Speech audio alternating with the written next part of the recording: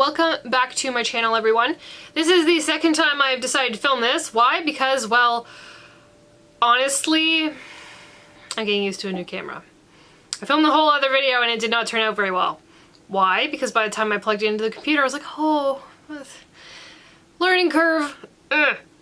I've also got like 3 different coats of lipstick on here because the one was, I decided to try it and it wasn't pigmented enough.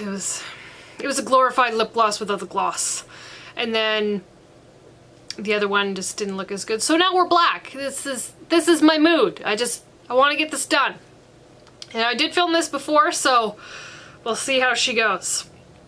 This is my second anti-haul. Apparently the internet really likes these, and a lot of my friends said so as well. Yeah, my camera's going a little nutty. I have a whole new list of things that I'm going to be anti-hauling. A lot of these are products I probably wouldn't buy anyways, and some of it's me convincing myself I don't need it. So we'll see how she goes. I do have a list on my phone, so this way I can keep track of things, because without lists I am useless. Number 1.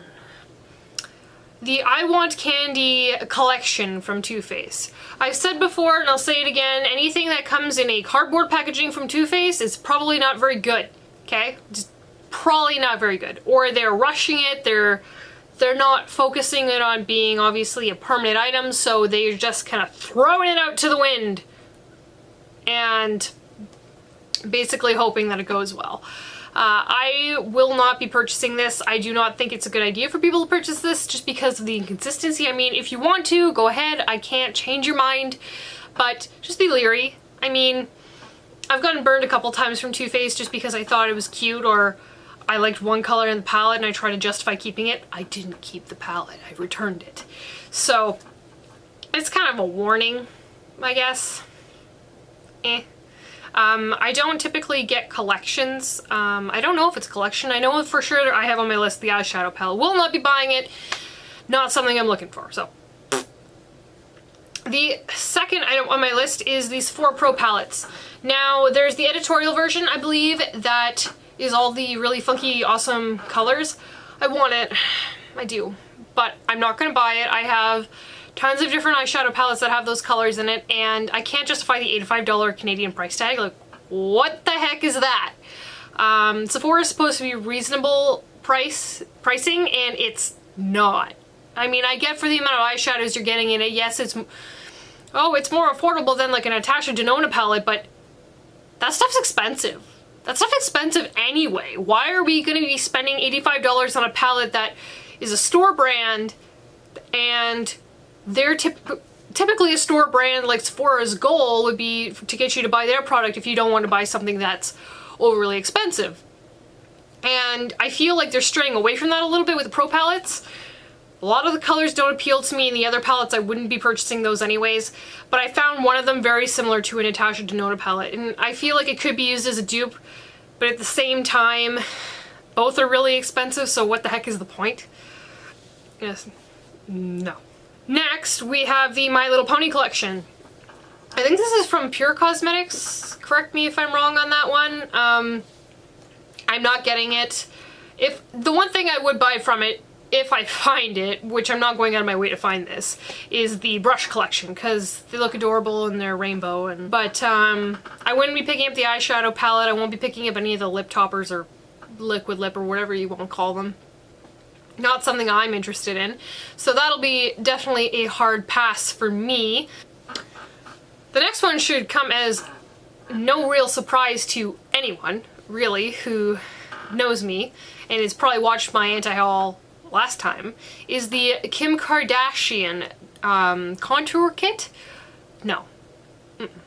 I mean, don't get me wrong, they're very smart businesswomen, the Kardashians, but I don't have any desire to give them money, and I don't need another contour kit. I have my Smashbox contour kit, I have my Kat Von D Shade and Light contour kit, and they're great.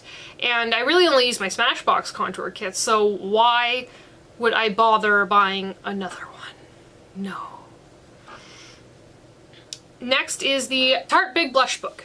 So I don't wear a lot of blush. It's not something I do frequently. It's not something that appeals to me. I naturally get very red-faced when I sweat or when I'm moving, so I usually through my foundation you can see my rosy cheeks or whatever you want to call it, or the fact that I sweat easily. But I don't have any desire to have that much blush. I mean, I don't know, does somebody that buys a book this big, do you use all of it? Because I sure as heck wouldn't. I mean, I have 3 blushes and I think 1 is too much for me, really. I mean, one would probably be enough. And the other ones were free. So put that in perspective. I'm not a blush person. But it's the time of holiday collections and they're starting to come out soon, and there are some that I would definitely like to get my hands on. That's just one of those things that I'm not interested in. The next one would be the Kat Von D Cream Contour Palette. Now, I do have the powder version, so that's the reason why I won't be getting the cream. I've also never worked through cream contour, and I don't foresee that being a step that I'm willing to take just yet. I mean, I have all these other products that are doing amazing things for me. Why would I do that? So that's just how I feel on that. I won't be picking up any of the new MAC eyeshadow palettes. I'll post a picture, but one, I think the packaging looks ugly. 2, I think it's overpriced. 3, I don't think I could find any looks that I would want to make out of any of those eyeshadow palettes. And the pan sizes, I believe, are all different. I'm gonna have to look at the picture after, but it just doesn't appeal to me. It's not something that screams, I need that, I want that right now, and I find MAC to be a little overhyped. I do like their lip stuff, and I do like their Fix Plus, but I haven't tried anything else from MAC, so again, that's coming from somebody who hasn't tried anything, but it's not something I'm gearing towards, so that's not happening. Also, the new Nicki Minaj lipsticks from MAC, no.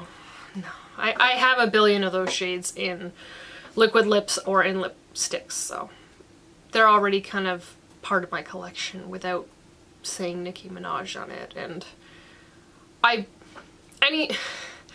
don't really like that kind of music, so I'm not gonna go out of my way. I get it if you're a fan, by all means. There's tons of stuff, obviously, where if I'm a fan I go and I buy things, or I support the brand, or I support the artist.